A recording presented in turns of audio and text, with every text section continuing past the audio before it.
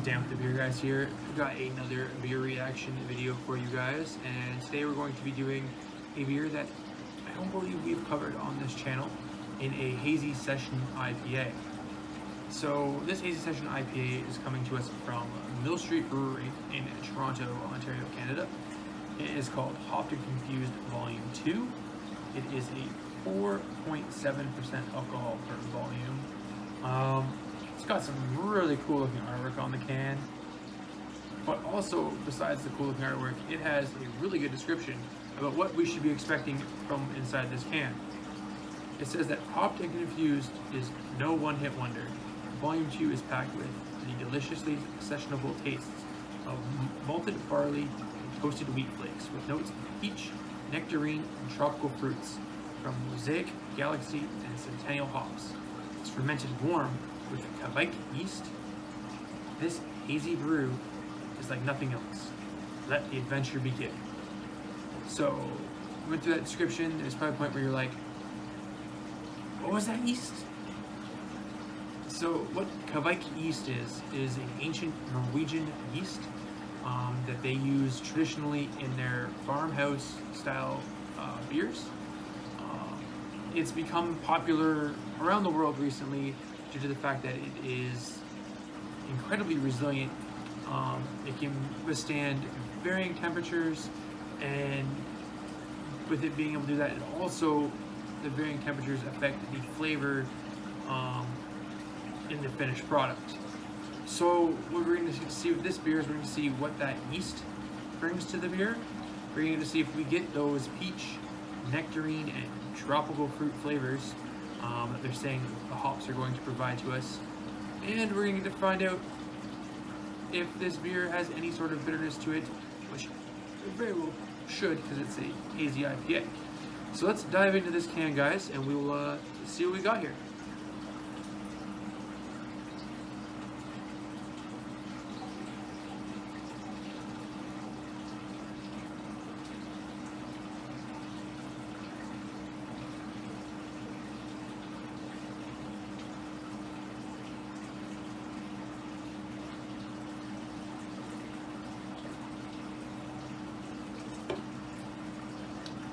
Alright, so we got a definitely hazy colored beverage here in this glass with a nice looking white head to it. It's definitely hazy.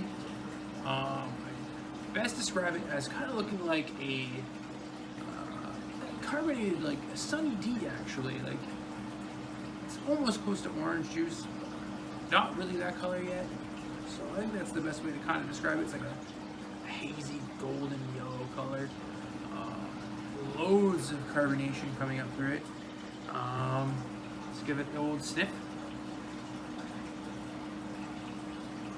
So yeah, I can pick up the peach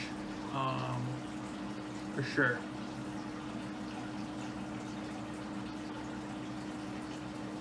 And a bit of the tropical citrus they were talking about in the description. More peach than the tropical citrus, but it's there.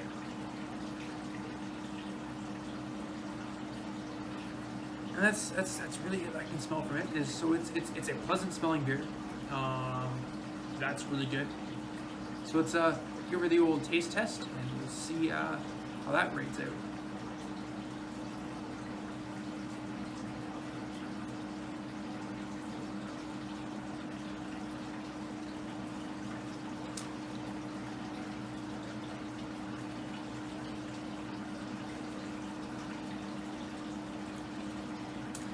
So, you definitely get that peach they're talking about. And it's not like an in-your-face peach, it's like a hint of a peach.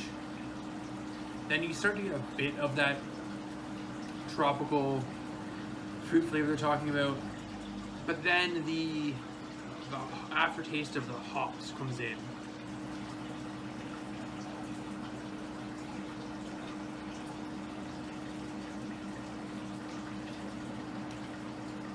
And it's not like an overly hoppy taste. So it's not like your traditional hazy IPAs or traditional IPAs have that in your face, just punches you right in the mouth hop aftertaste. It just dries it out lightly there. It's not fully there. That's why it's a session IPA.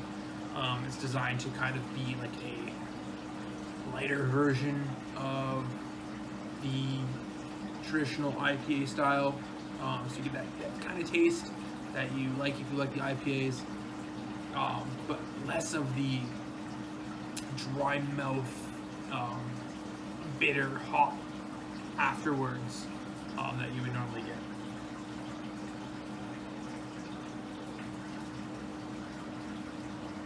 But yeah, no, that's about what I would say with the taste is there. Not super overly fruity, because literally the only way you're getting that fruit flavor out of it is it's from the hops. There's no, from what I can see, any fruit juice added to it that would bring it out more. So it's just the flavor of the hops coming through, and then you get that hop end of it that is that, in this case, a later bitter than your traditional, what you would expect from it to be.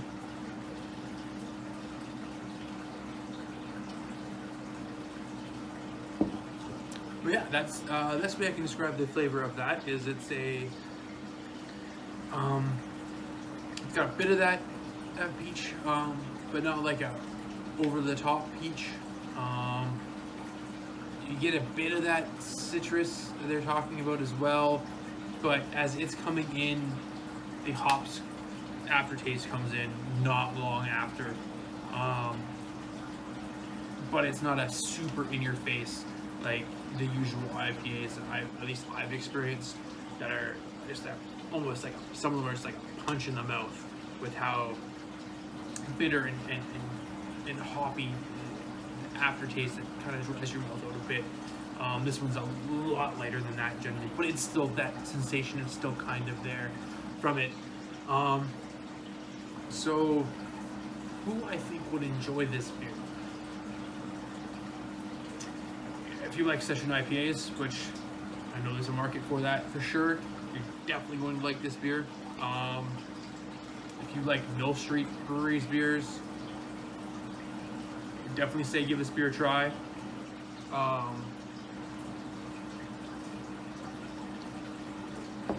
Everything I've ever gotten from them, I've been quite pleased with.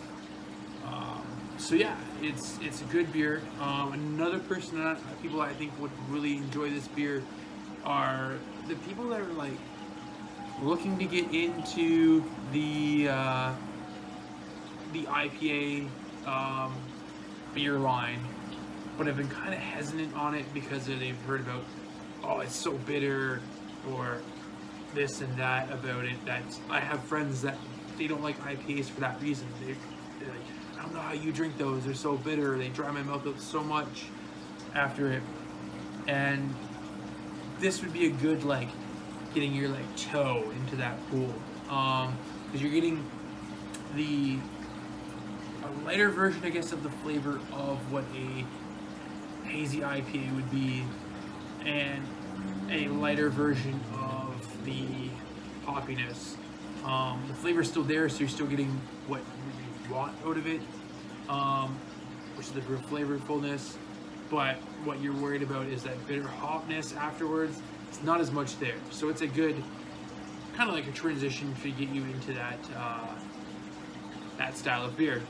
Who I don't think would like this, if you at all cannot deal with having that hop aftertaste of the that an IPA brings,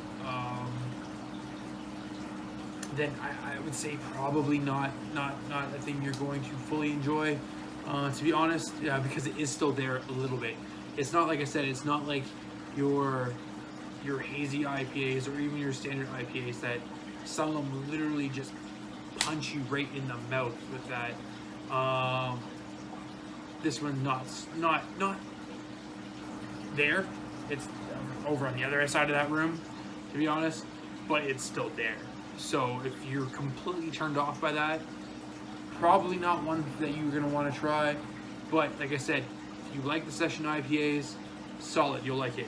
If you like IPAs in general, but you're like, hey, I want a beer that I can go hang out with the crew, have a few, I don't get the dry mouth constantly from it, or like the super punch in the face, like if it's like a hot day, this is a beer you will like. And like I said, if you are looking to get into that IPA, but you're just trying to find the stepping stone to kind of transition you into it, this would be a beer that I would recommend. Hey, give it a try.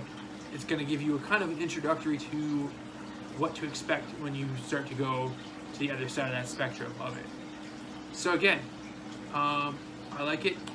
And as we always say on this channel, life is too short for just one beer. Cheers, guys.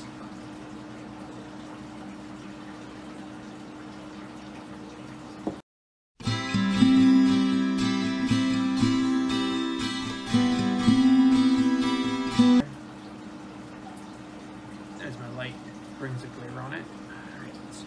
How do I not get a glare on that light?